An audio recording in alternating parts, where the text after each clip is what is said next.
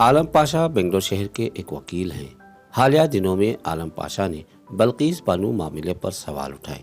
बल्कीस बानो मामले में मुलविस 11 जानियों की रिहाई और इनके रिहा होने की खुशी मनाने पर आलम पाशा ने अफसोस जाहिर किया, क्योंकि 15 अगस्त 2022 को इन 11 मुजरिमों को गोधरा सब जेल से रिहा कर दिया गया। बल्कीस के जानियों को आज़ादी तो मिल गई, हिंदुस्तानी आवाम इस मामले में क्या ख्याल रखते हैं? लेकिन बेंगलोर से वकील आलम पाशा ने इस मामले पर अफसोस जाहिर किया और सवाल उठाए ही। आलम पाशा का कहना है कि इस औरत, इसके रिश्तेदार, इसके बच्चों पर क्या गुजर रही होगी। हिंदुस्तान के तमाम सियासी पार्टियों पर आलम पाशा ने सवाल उठाए हैं।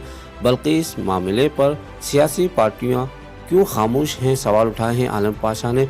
मुस्लिम लीडर्स कहाँ हैं? मुल्क भर की कई तंजीमों पर सवाल होगा। इन्होंने कहा कि इन 11 मुजरिमों को सख्त सजा देनी चाहिए था। इन्होंने मजीद कहा कि इस मामले में मेरे अगले इक़दाम होंगे। सदाए हिंद उर्दू, मैं हूँ इम्तियाजुल्लाह खान काशफी।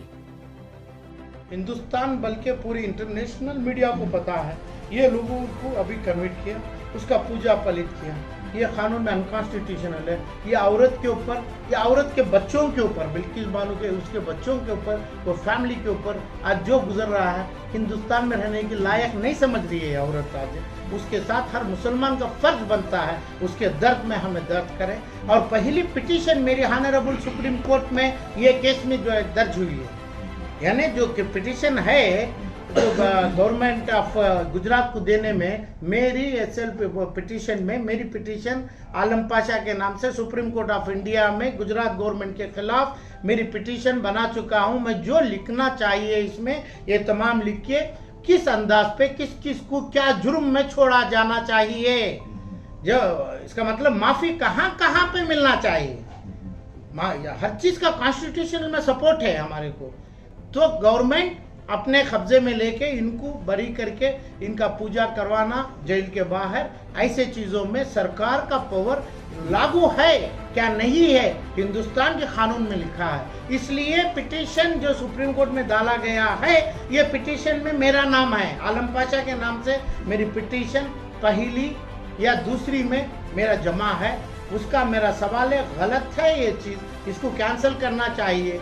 हमारी मांग होगी कि भाई ये लोगों को सजा, हुक्म के जो हुआ है ये पूरी सजा मिले और भी कठिन सजा मिले। इसके फायदे पे जो किया है गवर्नमेंट ऑफ गुजरात, उसमें और भी ज्यादा सजा इसको दे, वही अपील हमारी रहेगी। सर, इतना बड़ा इंटरनेशनल सब्जेक्ट होने के बाद हमने देखा कि नेशनल ह्यूमन राइट्स कमीशन इस मामले में टोटल चुप है, इसने आवाज तक नहीं उठाई। नहीं, जो कमीशन है, जो नाइट है, जो ऑनरेबल सुप्रीम कोर्ट के सामने कोई नहीं कर सकते। कोर्ट में ये मसला सीज हुआ है अभी, और नेशनल ह्यूमन राइट कमीशन को अर्जी डालना है।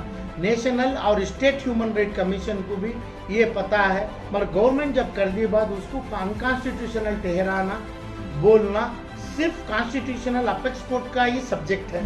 तो इसमें वो चुप है, तो हिंदुस्तान के 24 करोड़ आदमी कैसे चुप है?